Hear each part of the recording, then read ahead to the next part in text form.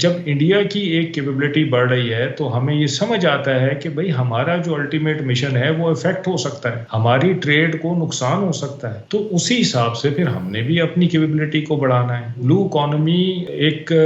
بہت اہم ستون ہے اوور آل اکانومی کا، لیکن انفارچونیٹلی ہمارے یہاں اس پہ کوئی توجہ نہیں دی گئی، لیکن پچھلے چند سالوں سے ہم دیکھ رہے ہیں کہ ہمارا فوکس اب بلو اکانومی کی طرف بھی چل پڑا ہے۔ اچھا فیصل شاہ صاحب، آپ کی طرف آؤں گا کہ پاکستان نیوی ویسے اس کا جو ڈیزائن ہے جب کیا گیا تھا 4 سطحی جنگ، زیر آب بھی،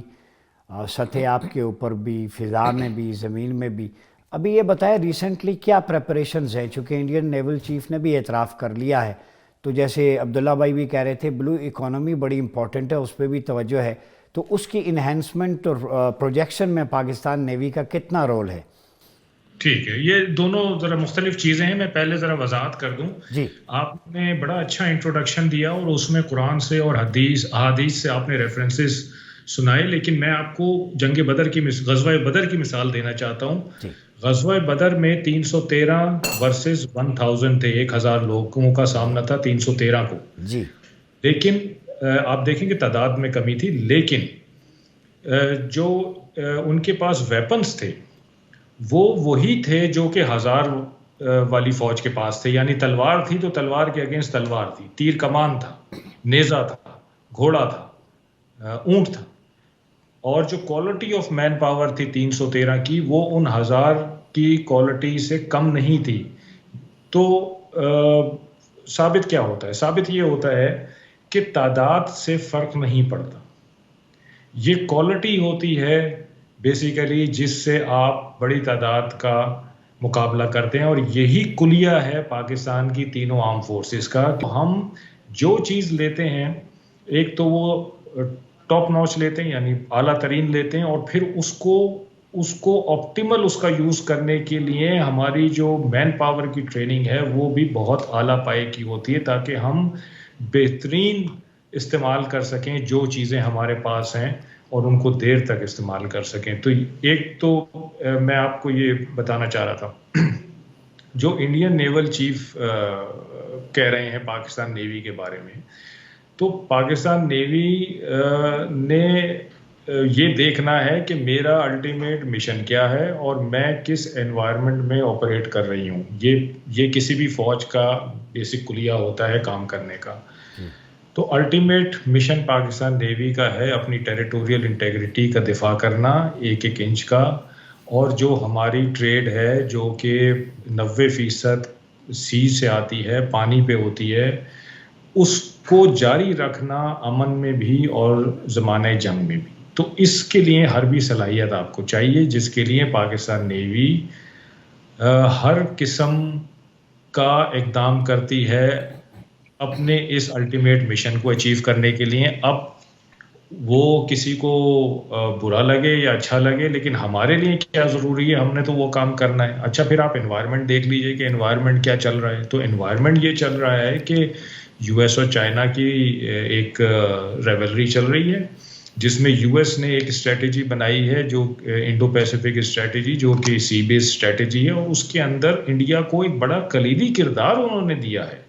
انڈین اوشن میں، یعنی اس کو یہاں کا ایک پولیس مین بنانے کی تیاری کی جا رہی ہے، جس کی وجہ سے انڈیا کی جو ملٹری کیپیبلٹی ہے انڈین نیوی کی، اس کو بڑھایا جا رہا ہے اسسٹنس سے، اس کو ایکوپمنٹ پرووائڈ کرنے سے۔ تو یہ جب انڈیا کی ایک کیپیبلٹی بڑھ رہی ہے تو ہمیں یہ سمجھ آتا ہے کہ بھئی ہمارا جو الٹیمیٹ مشن ہے وہ افیکٹ ہو سکتا ہے، ہماری ٹریڈ کو نقصان ہو سکتا ہے، تو اسی حساب سے پھر ہم نے بھی اپنی کیپیبلٹی کو بڑھانا ہے۔ جہاں تک بلو اکانومی کی بات ہے تو بلو اکانومی ایک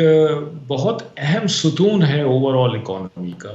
لیکن انفارچونیٹلی ہمارے یہاں اس پہ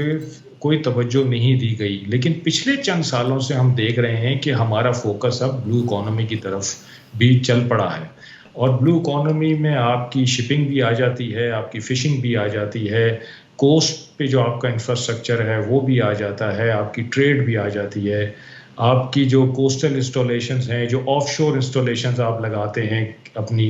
وہ بھی سب اس میں آ جاتی ہیں۔ تو ان سب پہ توجہ دی جا رہی ہے اور منسٹری آف میری ٹائم افیئرز اس پہ کام کر رہی ہے۔ نیشنل انسٹیٹیوٹ آف میری ٹائم افیئرس کا عبداللہ حمید گل صاحب نے ذکر کیا، وہ بالکل اس چیز پہ فوکس ہے، اور پاکستان نیوی نے اس کا بیڑا اٹھایا ہوا ہے کہ ہم نے بلو اکانومی کے بارے میں اویئرنیس کریٹ کرنی ہے ملک میں، جس کے لیے پاکستان نیوی بہت سارے اقدام کرتی ہے، جس میں سے ایک بہت اہم قدم میں آپ کو بتا دوں کہ ہر سال ایک ورکشاپ کرائی جاتی ہے لاہور میں، تقریباً 9 سے 10 دن کی، پاکستان نیوی اپنے خرچے پہ یہ کراتی ہے، جس میں مختلف شعبوں کے لوگوں کو بلایا جاتا ہے اور ان کو بتایا جاتا ہے کہ بلو اکانومی کیا ہے اور ہم اس سے کیسے فائدہ اٹھا سکتے ہیں، اور پھر وہ جب واپس جاتے ہیں اپنے اپنے شعبوں میں تو وہ وہاں پہ آگاہی پھیلاتے ہیں، تو وہ ایمبیسڈرز بن جاتے ہیں بلو اکانومی کے لیے یا میری ٹائم ڈومین کے لیے. تو یہ ہے سارا قضیہ. فیصل شاہ صاحب یہ بتائیں کہ ایمان، تقوی، جہاد فی سبیل اللہ، 3 سلوگن واضح ہیں بڑے افواج پاکستان کے. ظاہر نیوی کا بھی یہی سلوگن ہے، اللہ کی ذات پہ ایمان، اس کے بعد فیئر آف اللہ، کسی اور کا خوف نہیں ہوتا، صرف اللہ کی خشیت ہے، وہ بھی اس کی محبت میں، اور تیسرا ہے جہاد فی سبیل اللہ. تو اگر ethics and protocols of war جو پروفٹ محمد صلی اللہ علیہ وسلم نے 1400 سال پہلے دیے، اس کا عملی تفسیر اور اظہار افواج پاکستان نے کئی دفعہ یہاں پہ دکھایا. ابھی لندن کی مثال لے لیں، پکڑا گیا، چائے پیش کر کے اسے واپس بھیجا. تو ہم دشمن کو ڈریگ کرنا، مسلح کرنا یا برن کرنا، ڈسفیگر کرنا، یہ تو ہمارے نبی کی ایتھکس میں شامل ہے، یہ چیزیں نہیں ہیں. تو آپ کیا سمجھتے ہیں کہ نیوی کی ٹریننگ کے دوران یا نیوی کا جو ایک پریکٹس ہے اس میں یہ چیزیں شامل ہوتی ہیں کہ جو اسلامک ایتھکس ہیں ڈیورنگ دا وار ان کا خیال رکھا جائے، نہ کہ جو غزہ میں ہو رہا ہے، سیہونزم کر رہا ہے بچوں کے ساتھ، یا سیریا میں ہوا؟ تو اسلام تو پاکستانی فوج ظاہر ہے اسی اسلامک آئیڈیالوجی کے پیٹرن پہ ہے، تو اس پہ تھوڑا ہمیں بتائیے. جی بالکل، یہ ان چیزوں کا بہت زیادہ ادراک ہے، بہت زیادہ خیال رکھا جاتا ہے، اور ہماری ٹریننگ میں یہ بالکل شامل ہوتی ہیں چیزیں. بتایا جاتا ہے کہ دیکھیں، پہلی بات تو یہ ہے کہ آپ نے دشمن کے اوپر اپنی دھاک بٹھانی ہے، اور دھاک آپ نے اپنے پروفیشنلزم سے، اپنی بہترین ٹریننگ سے بٹھانی ہے. آپ کے پاس جو بھی اسلحہ ہے، جو بھی آپ کے پاس اکوپمنٹ ہے، اس کو آپ نے بہترین طریقے سے استعمال کرنا ہے تاکہ دشمن کے پاس کوئی موقع نہ رہے آپ کے اوپر غلبہ کرنے کا. تو ایک تو یہ دشمن پہ دھاک بٹھانے والی بات ہے جو کہ ہمیں سب سے پہلے سکھائی جاتی ہے. اور آپ ابھی دیکھیں جو انڈین سی این ایس ہیں، جو ان کا بیسیکلی اسٹیٹمنٹ ہے پاکستان کے بارے میں، وہ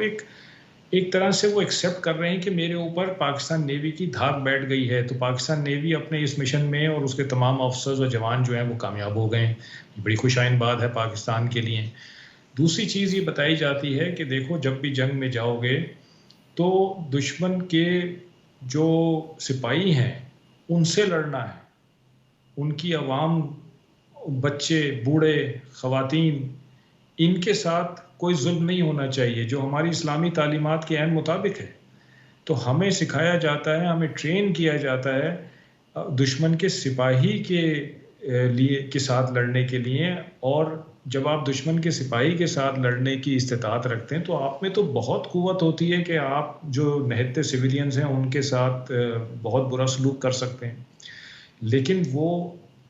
اجازت نہیں ہوتی اس کی، وہ بالکل اس کی کوئی ایسی ٹریننگ نہیں ہوتی ہے. کوئی ممنوع ہوتا ہے واضح الفاظ میں کہ جی اس قسم کا کوئی کام آپ نے نہیں کرنا ہے. تو یہ تمام جو ہمارے اقدار ہیں، اسلامی اقدار ہیں یا ہمارے معاشرتی اقدار ہیں، وہ تمام ہماری ٹریننگ میں کا حصہ ہوتے ہیں. اسی لیے بڑا ڈسپلن طریقے سے ہماری ٹریننگ کی جاتی ہے، پہلے دن سے لے کے آخری دن تک، بلکہ آخری دن، سروس کے آخری دن تک آپ کی وہ ٹریننگ چلتی رہتی ہے، اور آپ اسی ٹریننگ کے ضابطے اخلاق میں کام کرتے ہیں جو کہ آپ کو پہلے دن نیوی جوائن کرنے پہ سکھائی جاتی ہے. بہت شکریہ فیصل شاہ صاحب.